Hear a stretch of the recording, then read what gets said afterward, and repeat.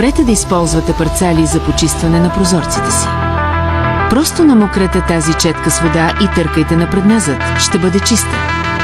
Няма да ви изцапа ръцете и е лесна за почистване. Както и да е, пускате на пазара утре, така че не мога да я взема със себе си.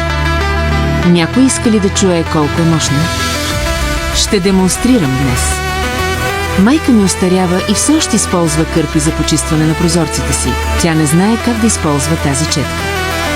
Просто я слагате, търкате няколко пъти и е чиста. Ако се замърси отново, просто изплакнете и е готова за употреба отново. Много хубави неща се купуват само когато ви потребват, а след това съжалявате, че не сте ги купили по-рано и все още използвате парцали за почистване на прозорците си. Умните жени използват тази четка за почистване на цепнатини на прозорци. По-скоро бих пропуснала 2 кг свинско месо, отколкото да хабя пари за тази четка за цепнатини. Никога не съм очаквала, че ще бъде толкова полезна. Никога не съм виждала нещо подобно през живота си. Всичко се промени, откакто имам. Вече не използвам парцали за почистване на прозорците си. Просто намокрете четката с вода, забодете в процепите на прозореца и изтъркайте няколко пъти и е чисто.